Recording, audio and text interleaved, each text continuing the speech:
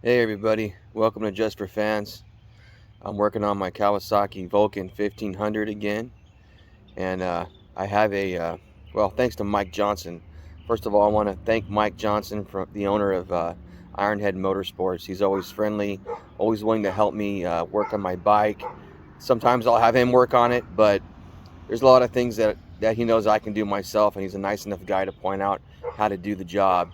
So he pointed out to me that the coolant leak that I had was from a poor gasket surface on my water pump housing. So he kind of told me how to do it and how to go about making my own gasket. And so this video you're going to watch is how to make your own gasket and repair a leak on your water pump housing. So there it is. Hope you enjoy it. All right, so I had a purge canister that was kind of bolted into the radiator on the bottom, and I don't really need it because I'm not smogging this bike and it doesn't serve me any good to have it there, so I just removed it.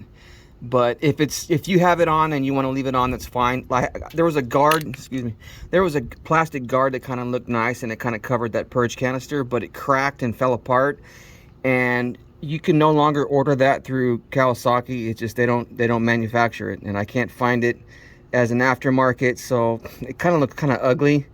Just the bare, hoses sticking out right here, and the purge canister for your smog. So I just removed it. I cut the hoses. Okay, but anyhow, I drained all the fluid out, the radiator fluid, and like I said, there's this little petcock thing, plastic. It's like a plug, and that goes up in here to the bottom of the radiator, and you just unscrew it, pull it out, and then it'll drain out. And so now I don't got a mess all over my driveway, so that's good. Now I can go work on and remove that housing without making a mess. All right, so I got the housing broke loose, and you can see the old black Permatex they used to just kind of smush around it there, and it worked for a little while, I guess, but now it's not. So here's your water pump, I guess. Anyway, so there's these you got four 8mm bolts. All right, problem is you're not going to be able to break this thing loose from it until you take that bolt loose way back in here, because that will allow this to kind of move, and you can break the seal that way.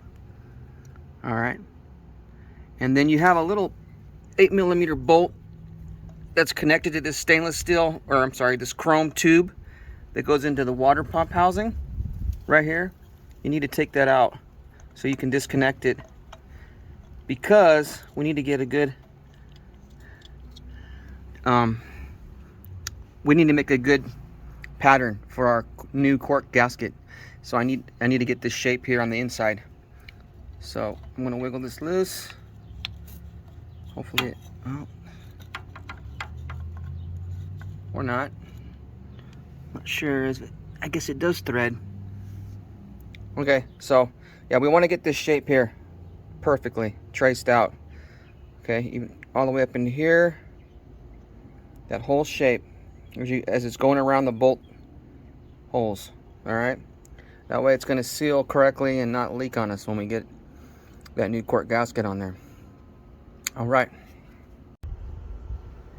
Okay, so to remove the old gasket material that's around your water pump housing, I like to use brake cleaner from AutoZone or wherever, doesn't matter. Just get some brake clean, and what that does is you spray it on there, and it'll help break the old gasket down, and it's easier to remove.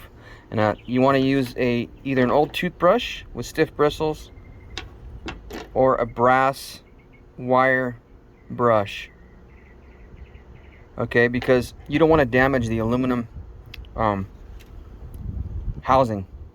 It's a machine surface, and if you score it or gouge it, it's going to create a leak even with the new gasket put on there. Okay, so you got to be careful with that.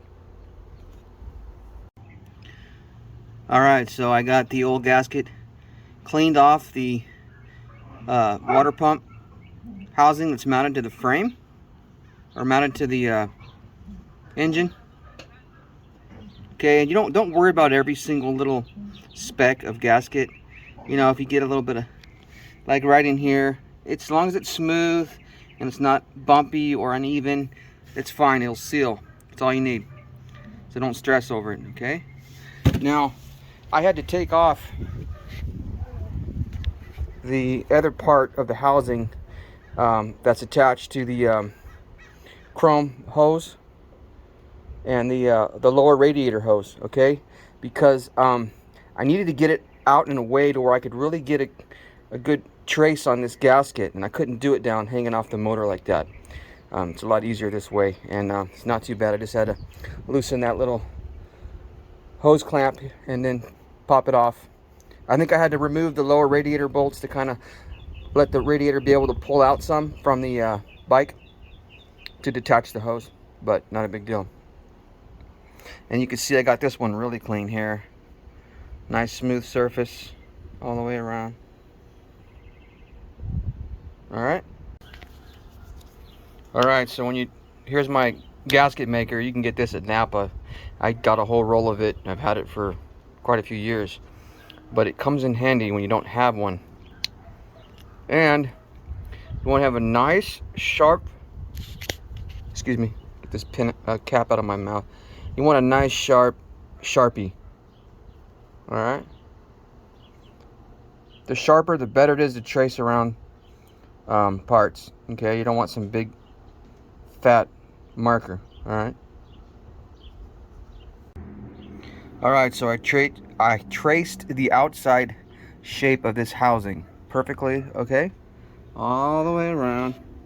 And now the tricky part, right, is how to locate those holes for your bolts. Now I can't get my Sharpie down in those holes, they're too deep, so I'm going to use something close like this screwdriver, and it's pretty close to the diameter of that hole. And I'm going to try something here. Get my Sharpie, put some Sharpie on the end of this screwdriver. Well, I don't know if it's going to work or not, but I'm also going to bear down a little bit and try to score it. Let's see what happens.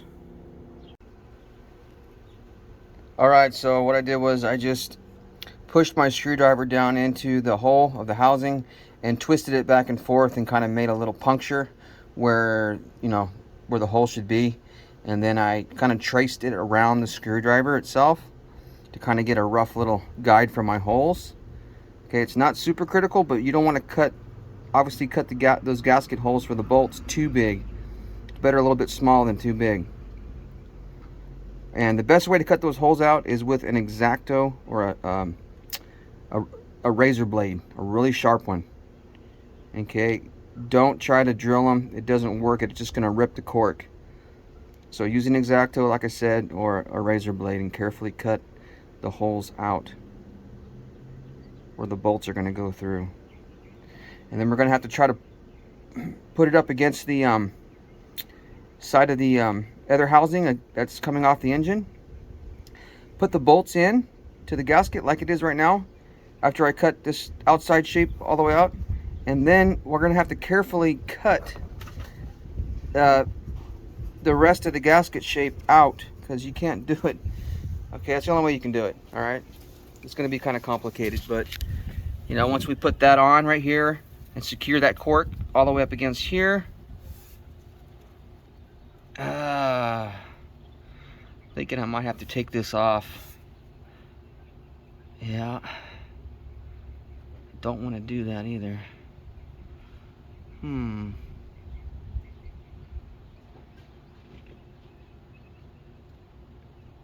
Maybe I could use some paper and a pencil and figure out how to trace that shape and apply it to the cork. We'll see what happens. Alright guys, so it gets a little tedious, but now that you have your cork gasket, the outline of the outside of that shape for your water pump housing, all right, you're going to carefully trim the holes that you marked out, okay, with this razor blade or something similar. X-Acto knife would probably be better, but I can't find mine.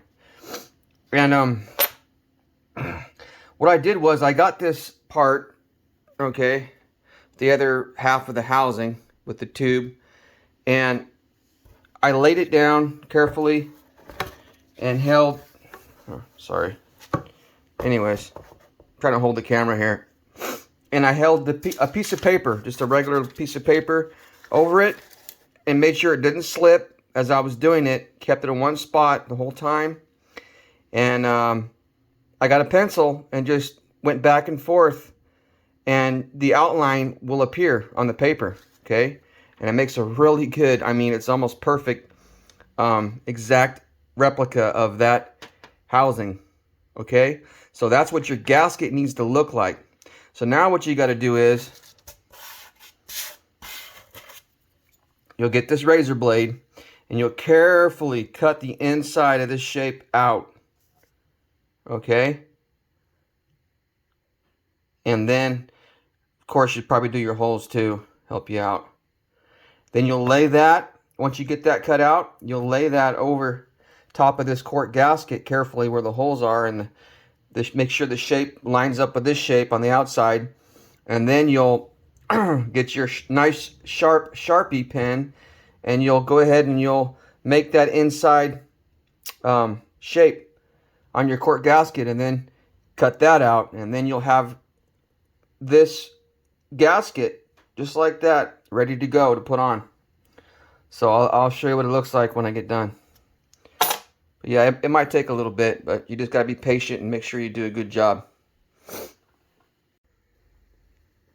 Alright, so I got the gasket cut out. It should work. It's very tedious work, but you know, it's gonna work. And I'm going to button it up and see what happens. Hopefully it won't have no leaks. Alright. Alright, so I got this gasket put on my water pump housing. That came out pretty good. You know, you got two locating dowels, metal dowels that are pressed into the housing area, okay. For some reason the previous owner lost this one and it wasn't there. I don't know if that was, you know, gonna make a difference or not, maybe cause it to leak, I don't know. But I got a roll pin from Harbor Freight, and I determined the depth going in here and also the depth on the other part of the housing, and accounted for that, so it wouldn't be too long, but long enough to you know, to work. And I cut it, and I had to crimp it a little bit more to make it fit in there without damage, you know, without having to really ram it in with a hammer too hard and damage it. And it just pressed in just fine. So that should work. And now I'm going to put on the other housing with the tube and put it all back together and button it up. Okay, so since I was delving into the cooling system, I decided to go ahead and put my radiator housing together. I found a nice little cutout online, this skull right here, stainless steel, and supposedly it's supposed to fit this Vulcan model, but that was a lie. It doesn't fit at all. I had to make it work. I took it to work and kind of messed with it, but I had to tack it in place on the back side because it didn't line up with the bolt holes. Anyway, yeah, I made it work. It looks nice, and that's going to go over my radiator when I'm done. And I went ahead and repainted the housing, made it look nice. Some high temp paint. It'll do the trick.